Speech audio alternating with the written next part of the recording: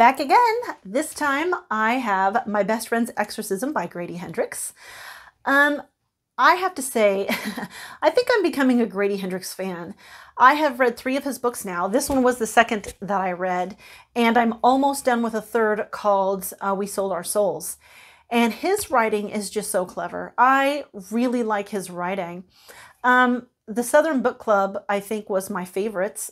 We Sold Our Souls is turning out to be my second favorite, and this one was my third, but this one absolutely was good too. I gave this one 4 stars. So right off the bat, this cover, right? I am a hardback girl. I like hardback books. However, the paperback cover was so marvelous that I had to have the paperback. I mean, it's designed to look like an old school VHS cassette cover. It's even got that you would pick up in the rental store. See, it's even got like the Be Kind Rewind sticker on it, and it's got this little sticker on the bottom here that was used to attach the sleeve to the cassette. You had to stick a little knife under there and cut it. On the back, it's got a Staff Picks sticker on it, because in the 80s, when you wanted to rent a video, they would often have a little section set aside that the staff picked their favorites and would put it on that shelf to sort of feature them.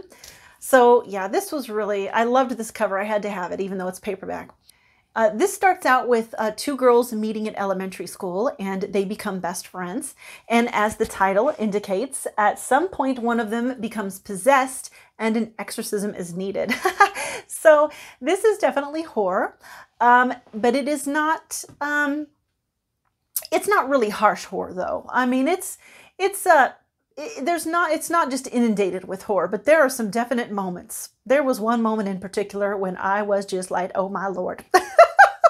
And I will not tell you what that was, of course, because spoilers, obviously. But it took me about 90 pages to get into this book. Yeah, the first 90 pages were the 2 of them meeting, and then all of their like get-togethers and outings from elementary school, and then as teenagers. And after 90 pages, I was just so tired of kitty outings. But after that, they didn't do that anymore. Oh, I was so thankful. And the book picks right up and is wonderful from then on. It is a friendship story. I don't really like friendship stories as a general rule. I usually think they're cheesy and not believable. But in this book, I actually really enjoyed the friendship aspect. That is saying something. I rarely ever see that written in a way that I think is, I really think it's well done. You know, let me put it that way. But I thought Grady Hendrix did a good job here. I really enjoyed that. The ending was marvelous, absolutely marvelous. I won't say anything about that ending because I don't want to spoil anything, but the exorcism, fantastic. My favorite part of this whole book was the exorcism. And then even after the exorcism, I really enjoyed that. And I don't usually enjoy books that after an issue is resolved, that it drones on about what happens in the rest of their life.